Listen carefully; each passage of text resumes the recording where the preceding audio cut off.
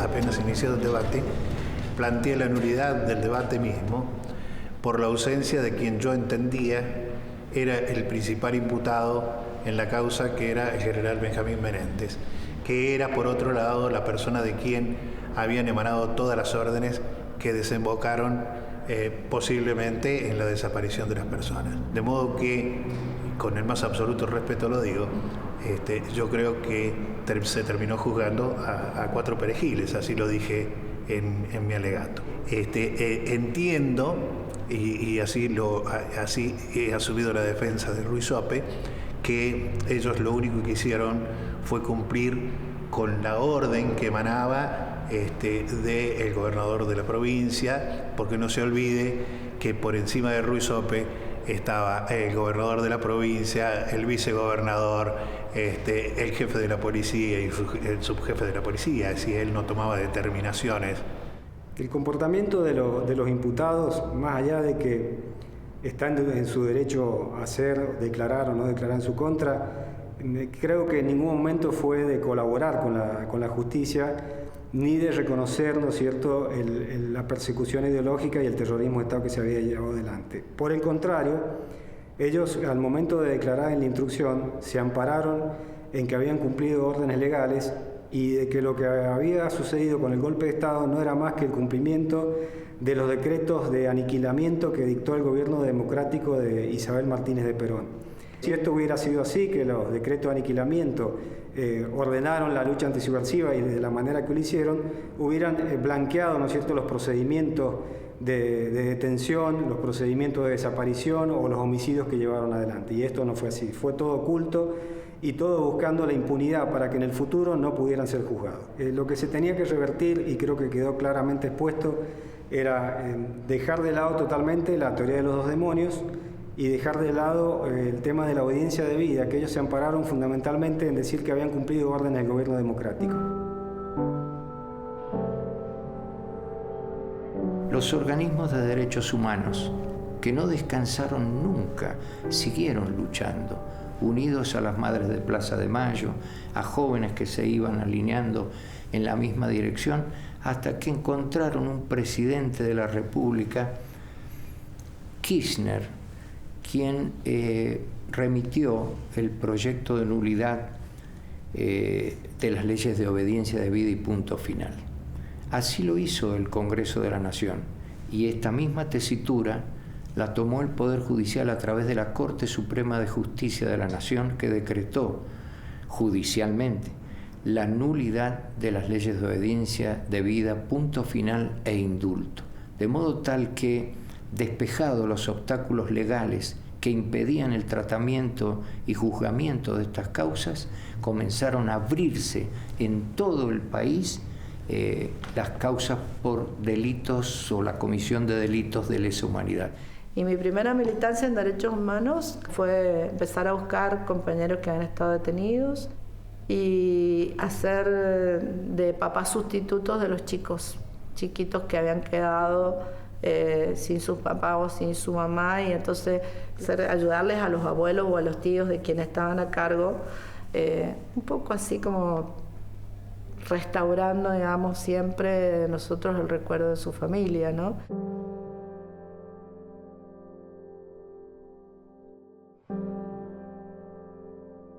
Como se anuncia el inicio del juicio por delitos de lesa humanidad en San Rafael, yo lo tomé como una cobertura más de las tantas que he tenido en mi vida, algunas más difíciles, algunas menos difíciles. Preparé mi grabador, había un cartel inmenso en la puerta de ingreso y con fotos. Doy una mirada a la cantidad de fotos, no me acuerdo cuántas eran, muchas, y comienzo a ver caras conocidas. Ese fue el primer golpe, el primer golpe fuerte que recibí de reencontrarme con esa época tan dura, ¿no? Y ahí caí en cuenta de que no iba a ser cualquier cobertura, que no iba a ser una más, al menos en mi vida. Y la verdad es que un día muy particular fue el primer día de debate.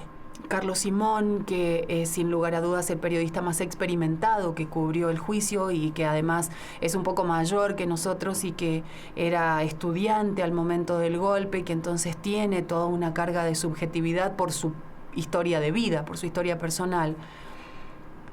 Y recuerdo que en determinado momento él me decía, hay un olor extraño. Hasta que en determinado momento él me dice, había olor a muerte. Y la verdad es que uno después, cuando el debate fue avanzando, cuando llegaba a la conclusión de que no se sabía qué era lo que pasaba con esas personas, dónde estaban, dónde están sus cuerpos, y en definitiva es como que hasta ese momento se tiene el deseo de que el desaparecido no esté muerto, aunque todos sabemos que indefectiblemente esa es la realidad. Esa figura del desaparecido no la teníamos ni pensada. No existía la palabra. No existía. Yo nunca me acuerdo en mi militancia haber hablado a alguien de la posibilidad de ser desaparecido. Videla decía que era un ente, no está, no existe. Los desaparecidos en verdad no existen porque fueron asesinados, cometieron homicidio con ellos. Nosotros tomamos contacto con la lista de testigos a partir de los abogados querellantes y de la Fiscalía, y en ese sentido teníamos como organizadas las fechas en las que ellos iban a testimoniar. Entonces, de acuerdo a esas fechas, nos organizábamos para ir un mes antes o unos 20 días antes a visitar a las personas, y ellos aceptaban o no nuestro acompañamiento. Las personas que aceptaron el acompañamiento, lo que pudimos ver era que se pudieron fortalecer, se pudieron asegurar, pudieron de situaciones de muchísimo miedo a hablar y a decir lo que había pasado. Hubo una señora que no quería que la acompañáramos, después finalmente aceptó el acompañamiento, pero puso como condición que fuera una de las psicólogas solamente, estaba como muy bloqueada. Y de hecho su testimonio en el juicio es uno de los testimonios que según la ley o según el derecho no serviría, entre comillas. Para nosotros es el testimonio más fuerte que hubo en este juicio. Digo más fuerte porque para nosotros no es la palabra la que da cuenta solamente del horror, de la tortura, del terror, ¿no? Sino las lagunas, los olvidos, el gesto en el cuerpo, los silencios, ¿no? Para nosotros, desde nuestra labor más técnica, esto da cuenta de la impronta y de la huella y del daño psíquico de las personas. Recordar era de absoluto dolor para ella. En realidad no quería ir al juicio. No quería ir porque el juicio me quitó. No me trajo absolutamente nada. Porque yo sabía, de entrada sabía que a mi hermano no me lo iban a devolver. Es lo que yo le dije al juez. Le digo, ustedes con esto, los parámetros de vida que yo traía hasta ahora me los tiraron todos. Y fue cierto. Mis hijos, ellos no sabían nada de lo que me había pasado a mí. Nunca les comenté, jamás. Nunca les inculqué... Porque de entrar a inculcarle, decirle, mirá, este es un hijo de puta, este me pegó a mí, tenerle bronca a gente que en definitiva ellos ni conocen. Pienso que no era lo mejor para ellos, porque les estaba pudriendo la cabeza, al pedo, ¿detrás de qué? Entonces ellos se enteraron de todo lo que pasó por culpa del juicio, y a mí lo que me trajo el juicio es sufrimiento otra vez. Yo lo tenía muy claro todo. Yo sabía que iba a llegar ese momento del juicio. Cuando estaba detenida en esa celda, y miraba por el tabique ese, por el agujerito, yo sabía que iba a llegar el momento en que tenía que mirar todo para poder decirlo por los que no están, más que nada. Gracias a Dios tengo una memoria muy, muy, muy activa todavía. Pero yo cuando salí anoté todo lo que me acordaba. Y a veces lo perdía y lo volvía a anotar, y bueno, tenía ya muy memorizado todo lo que me había pasado, porque me cambió la vida, por lógica, como nos las cambió a todos. Hubo encuentro de familias, hubo gente que vino desde lejos a testimoniar, que se encontraba con gente que había estado detenida, familiares de ellos que no se veían desde hacía muchísimo tiempo.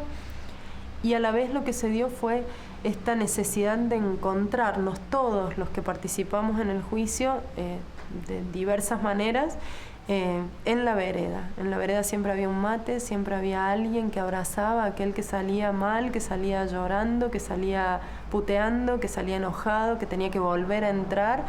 Entonces el afuera fue de alguna manera una gran reconstrucción para nosotros, muy importante. Nosotros acá nos hemos sentido absolutamente acompañados, nunca faltaron los compañeros en la calle, nunca faltaron los carteles, nunca faltó el abrazo contenedor. Cuando uno salía desesperado de la sala, alguien siempre lo abrazaba, alguien siempre le daba un vaso de agua. Se generó un vínculo muy particular con los periodistas, con los jueces, con los abogados.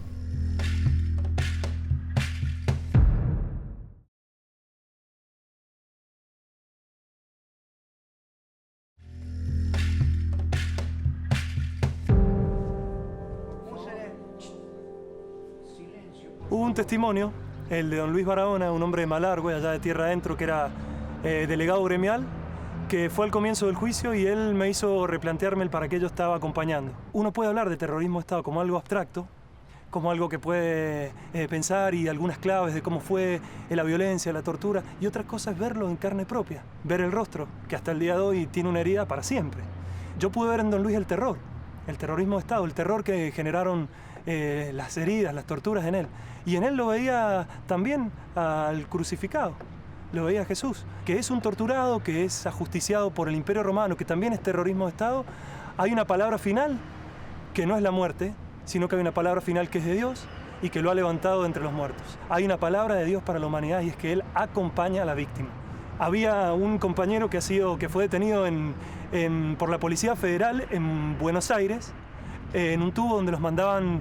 Él estuvo 32 días y en un momento que entra luz, él ve que hay carteles donde la gente ha puesto, los que han estado antes que él, que han sido todos militantes como él, o gente que vaya a saber por qué cae, por el terrorismo de Estado, ve que han puesto de todo. Viva Boca, Virgen acompañame, Virgen de Luján, muera el terrorismo de Estado. Y hay uno que le llama la atención, que está escrito con sangre, con la sangre del que está torturado, que dice Dios no mata. Y esa es una profesión de fe, que en el límite de la muerte Dios no mata. Dios no participó de esto. Ni participa de esto, ni participa de esta iglesia que está acá en San Rafael y que niega el terrorismo de Estado. No participa de eso. Participa en el rostro de don Luis Barahona.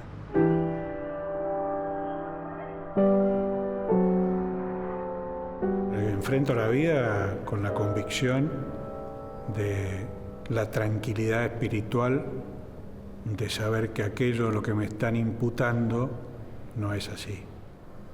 Si a mí me toca hacer esto para que la totalidad o la gran masa de la gente de nuestro país entienda que esto fue una guerra y que no tiene ningún sentido poner responsabilidades a aquellos que no lo tenemos.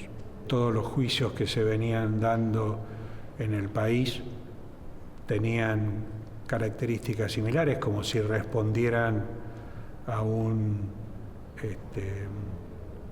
programa que hubiese sido designado desde algún lado, cosa que tampoco tengo muchas dudas. No sé cómo expresarme, pero lo que a mí me impactó, que esto fue todo un gran circo montado es profeso, porque necesitaban chivo expiatorio. De ahí fue lo que dijeron histórico. Claro, histórico, porque estamos 3 o 4 estúpidos que solo cumplimos con nuestro deber y no hicimos absolutamente nada.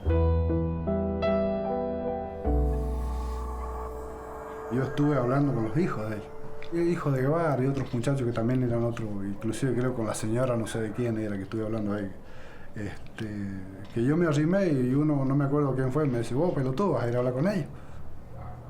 Entonces me lo doy vuelta y le digo, ¿qué te sentís vos, la concha de tu madre? Sí, ellos no tienen la culpa de lo que ha pasado. Ellos no tienen la culpa. Si bien nosotros no tenemos la culpa de lo que nos hicieron, ellos tampoco tienen la culpa por lo que hizo el padre. No sea boludo. Entonces yo me fui, me subí a la vereda y tenía y no tenía ganas. Entonces uno de los, no sé, uno grandecito ahí al pibe, ¿no? Me dice, venga, don Verón, ¿quería hablar con nosotros? Me dice.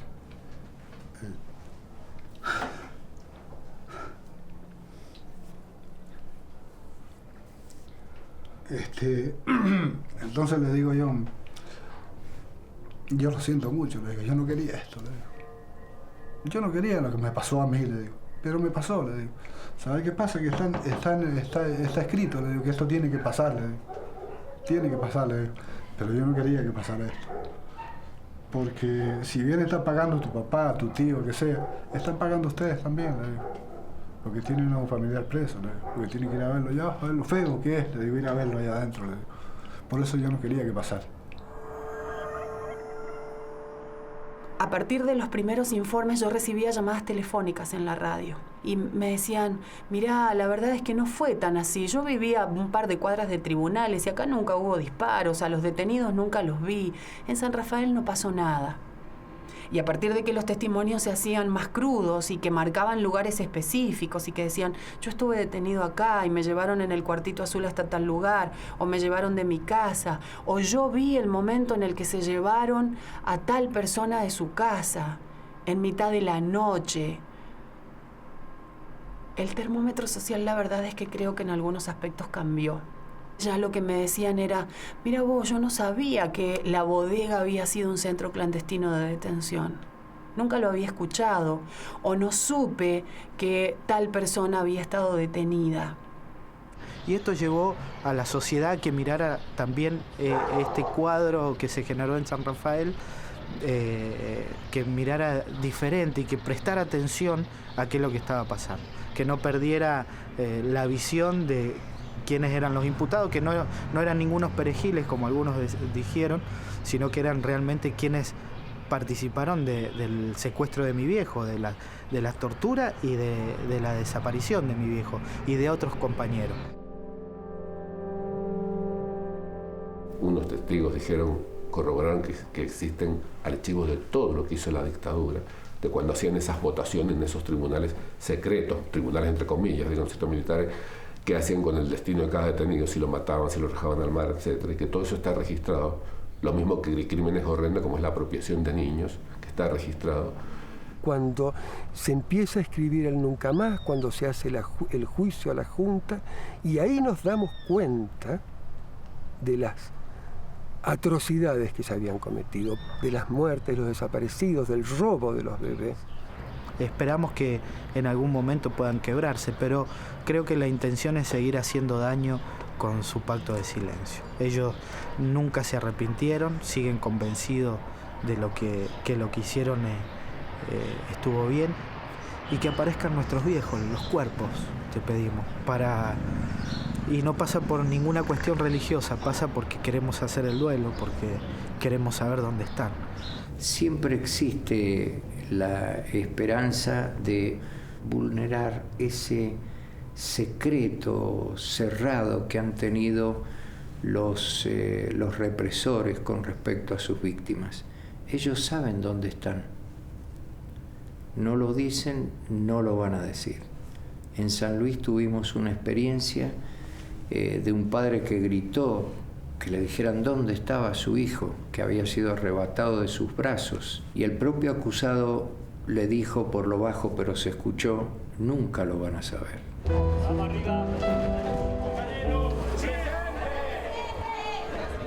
En lo afectivo me impactó muchísimo. Lloré el día de la sentencia. Fue una separación de años. Ver 4 tipos condenados y con el cinismo que tenía ese Guevara, que uno lo ha vivido. Yo a Guevara no lo conocía, no sabía ni que existía, pero he conocido a otros Guevara. Entonces, después de tantos años, y ver a esos muchachos hermanos de los desaparecidos, con los cuales me abracé, realmente fue desde lo afectivo, emocional, fue extraordinario. Y después ese sentimiento contradictorio, es decir, tantos años y tan pocos presos, lo mejor de una generación se llevaron. A la pena de prisión perpetua.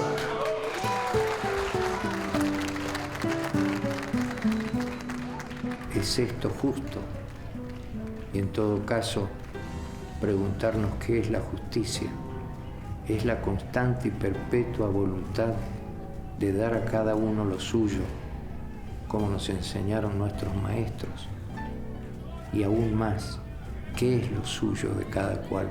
Es probable que en ese escenario del juicio hayan existido gente que clamaba por la justicia, es decir, por lo que a ellos les correspondía, por su derecho. Y otros estarán descontentos, pero corriéndonos al ámbito jurídico, esta no es la sentencia definitiva. El derecho provee de tantas garantías a los afectados que tienen aún una instancia superior, de modo tal que este es un primer paso. Seguirán otros, confirmatorios o no confirmatorios, pero dentro de la legalidad, dentro de lo que la ley nos ha enseñado a respetar, dentro de ese criterio democrático que no debiéramos abandonar nunca más.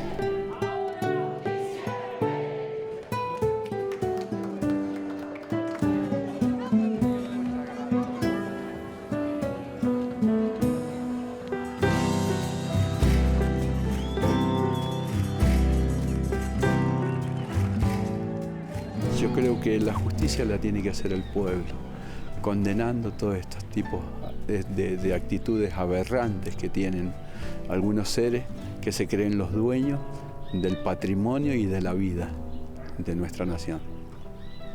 Creo que es así. La gente en la construcción de la memoria colectiva nos creyó mucho menos a nosotros que lo que le creyó a los jueces. Hacía falta la sentencia.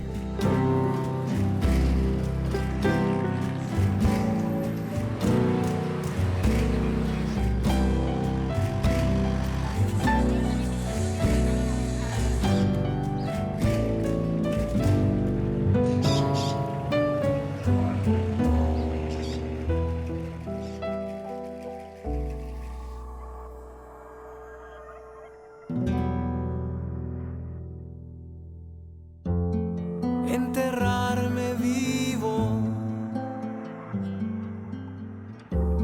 silenciar mi voz, perseguir mi sombra, apagar el sol.